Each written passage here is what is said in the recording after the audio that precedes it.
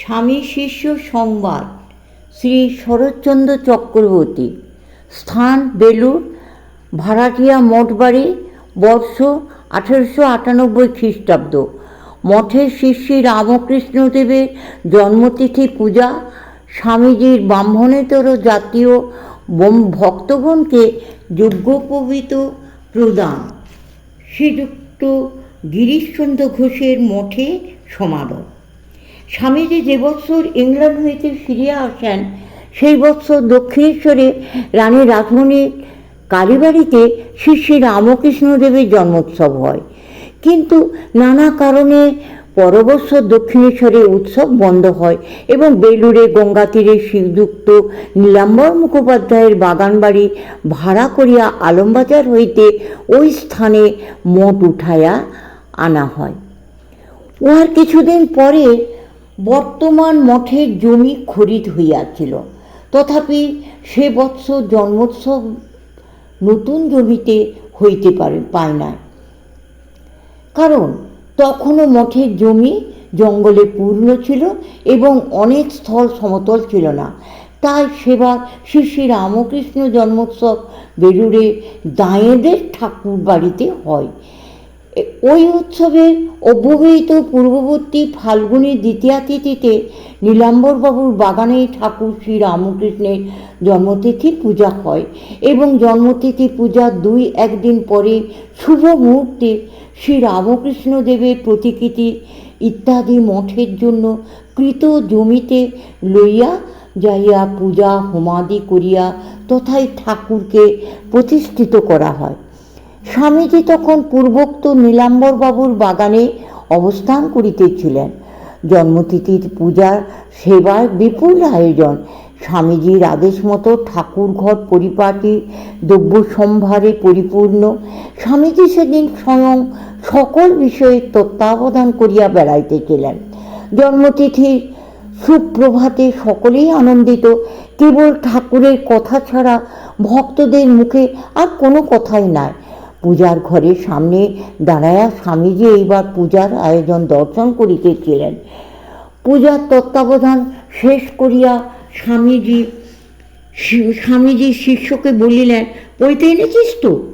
শিষ্য, আজ্ঞা হাঁ, আপনার আদেশ মতো সব প্রস্তুত, কিন্তু এত পৈতার জোগাড় কেন বুঝিতেছি না। স্বামীজি, জাতি মাত্রেরই উপনয়ন সংস্কারে অধিকার আছে। বেদ স্বয়ং তার প্রমাণস্থল।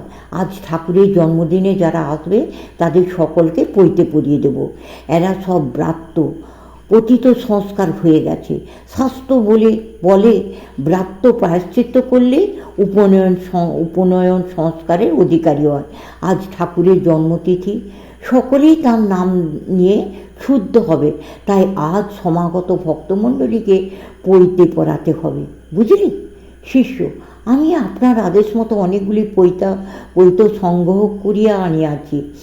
পূজান্তে আপনার অনুমতি অনুসারে সমাগত ভক্তগণকে ওইগুলি পড়াইয়া দিব। স্বামীজি, ব্রাহ্মণেতর ভক্তদিগকে এইরূপ গায়ত্রী মন্ত্র, এখানে শিষ্যকে ক্ষত্রিয়াদি জাতির গায়ত্রী মন্ত্র বলিয়া দিবি। ক্রমে দেশে সকলকে ব্রাহ্মণ পদবীতে উঠিয়ে নিতে হবে। ঠাকুরের ভক্তদের তো কোথায় নাই। হিন্দু মাত্রেই পরস্পরের ভাই। ছোব না বলে এদের আমরাই হীন করে ফেলেছি। তাই দেশটা হীনতা, ভীরুতা, মূর্খতা ও কাপুরুষতার পরাকাষ্ঠায় গিয়েছে। এদের তুলতে হবে, অভয়বাণী শোনাতে হবে, বলতে হবে, তোরাও আমাদের মতো মানুষ, তোদেরও আমাদের মতো সব অধিকার আছে, বুঝলি? শিষ্য, আজ্ঞা হাঁ স্বামীজি। এখন যারা পৈতে নেবে তাদের গঙ্গা স্নান করে আসতে বল। তারপর ঠাকুরকে প্রণাম করে সবাই পৈতে পড়বে। স্বামীজির আদেশ মতো সমাগত প্রায় 40-50 জন ভক্ত গঙ্গা স্নান করিয়া আসিয়া শিষ্যের নিকট গায়ত্রী মন্ত্র লইয়া পৈতে পড়িতে লাগিল। মঠে হুলুস তুলুস। পৈতে পড়িয়া ভক্তগণ আবার ঠাকুরকে প্রণাম করিল এবং স্বামীজির পাদপদ্মে প্রণত হইল। তাহাদিগকে দেখিয়া স্বামীজির মুখারবিন্দ যেন শত গুণ প্রফুল্ল হইল। ইহার কিছু পরে শ্রীযুক্ত গিরিশচন্দ্র ঘোষ মহাশয় মঠে উপস্থিত হইলেন। এইবার স্বামীজির আদেশে সঙ্গীতের উদ্যোগ হইতে লাগিল এবং মঠের সন্ন্যাসীরা আজ স্বামীজিকে মনের সাধে সাজাইতে লাগিলেন। তাহার কর্ণে শঙ্খের কুণ্ডল, সর্বাঙ্গে কর্পূর ধবল পবিত্র বিভূতি, মস্তকে আপাদলম্বিত জটাভার, বাম হস্তে ত্রিশূল, উভয় বাহুতে রুদ্রাক্ষ বলয়, গলে আজানুলম্বিত ত্রিবলিখিত বড় রুদ্রাক্ষ মালা প্রভৃতি দেয়া হলো। ওই সকল পড়িয়া স্বামীজির রূপের যে শোভা সম্পাদিত হইল তাহা বলিয়া বুঝাইবার নহে।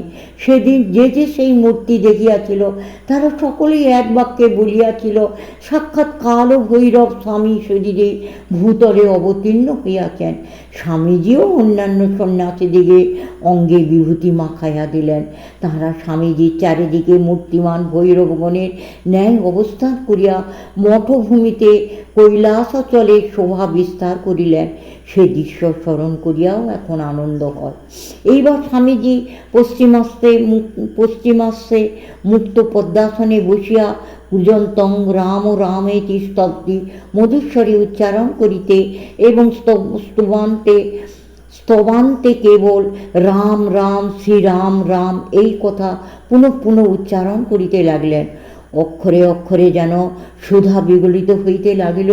স্বামীজির অর্ধনির্মিত নেত্র হস্তে তানপুরায় সুর বাড়িতেছে। রাম রাম শ্রীরাম রাম ধ্বনি ভিন্ন মঠে কিছুক্ষণ অন্য কিছুই আর শোনা গেল না। এই রূপে প্রায় অর্ধাধিক ঘণ্টা কাটিয়া গেল, তখনও কাহারও মুখে কোনো কথা নাই। স্বামীজির কণ্ঠ নিঃসৃত রাম নাম সুধা প্রাণ করিয়া সকলেই আজ মাতোয়ারা। শিষ্য ভাবিতে লাগল, সত্যই কি আজ স্বামীজি শিবভাবে মাতোয়ারা হইয়া রাম রাম করিতেছেন?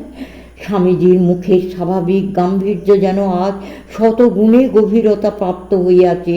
অর্ধনির্মিলিত নেত্র প্রান্তে যেন প্রভাত সূর্যের আভা ফুটিয়া বাহির হইতেছে এবং গভীর নেশার ঘরে যেন সেই বিপুল দেহ টলিয়া পড়িতেছে। সে রূপ বর্ণনা করিবার নহে, বুঝাইবার নহে, অনুভূতির বিষয়।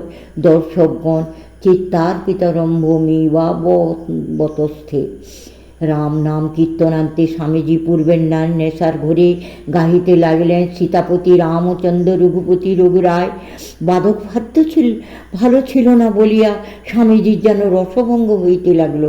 অনন্ত শারদানন্দ স্বামীকে গাহিতে অনুমতি করিয়া নিজেই পাখোয়াজ ধরিলেন। স্বামী শারদানন্দ প্রথমত এক রূপ অরূপ নাম বরণ গানটি গাহিলেন। মৃদঙ্গের স্নিগ্ধ গম্ভীর নির্ঘোষে গঙ্গা যেন উথলিয়া উঠিল এবং স্বামী শারদানন্দের সুকণ্ঠ সঙ্গে সঙ্গে মধুর আলাপে গৃহ ছাইয়া ফেলিল। তৎপর শ্রী রামকৃষ্ণদেব যে সকল গান গাইতেন ক্রমে সেগুলি গীত হইতে লাগিল। এইবার স্বামীজি সহসা নিজের বেশভূষা খুলিয়া গিরিশবাবুকে সাদরে ওই সকল পরাইয়া সাজাইতে লাগিলেন। নিজ হস্তে গিরিশবাবুর বিশাল দেহে ভস্য মাখাইয়া কর্ণে কুণ্ডল, মস্তকে জটাভার, কণ্ঠে রুদ্রাক্ষ, বাহুতে রুদ্রাক্ষ বলয় দিতে লাগিলেন। গিরিশবাবু সে শয্যায় যেন আর এক মূর্তি হইয়া দাঁড়াইলেন। দেখিয়া ভক্তগণ অবাক হইয়া গেল। অনন্ত স্বামীজি বলিলেন, পরমহংসদেব বলতেন ইনি ভৈরবের অবতার, আমাদের সঙ্গে এর কোনো প্রভেদ নাই। গিরিশবাবু নির্বাক হইয়া বসিয়া রইলেন। তাহার সন্ন্যাসী গুরুভাতারা তাহাকে আজ যেরূপ সাজাইতে চাহেন তাহাতেই তিনি রাজি। অবশেষে স্বামীজির আদেশে একখানি গেরুয়া কাপড় আনাইয়া গিরিশবাবুকে পরানো হইল। গিরিশবাবু কোনো আপত্তি করিলেন না। গুরুভাতাদের ইচ্ছায় তিনি আজ অবাধে অঙ্গ ঢালিয়া দিয়াছেন। এইবার স্বামীজি বলিলেন, যিশি তুমি আজ আমাদের ঠাকুরের রামকৃষ্ণদেবের কথা শোনাবে। সকলকে লক্ষ্য করিয়া তোরা সব স্থির হয়ে বোধ। গিরিশবাবুর তখনও মুখে কোনো কথা নাই। যাহার জন্মোৎসবে আজ সকলে মিলিত হইয়াছেন, তাহার লীলা দর্শনে ও তাহার সাক্ষাৎ পার্শ্বদগণের আনন্দ দর্শনে তিনি আনন্দে জড়বৎ হইয়াছেন। অবশেষে গিরিশবাবু বলিলেন, দয়াময় ঠাকুরের কথা আমি কি বলবো? কামকাঞ্চন ত্যাগী তোমাদের ন্যায় বাল সন্ন্যাসীদের সঙ্গে যে তিনি এ অধমকে একাসনে বসতে অধিকার দিয়েছেন, এতেই তার অপার করুণা অনুভব করি। কথাগুলি বলিতে বলিতে গিরিশবাবুর কণ্ঠরোধ হইয়াছিল। তিনি অন্য কিছুই আর সেদিন বলিতে পারিলেন না। সমাপ্ত।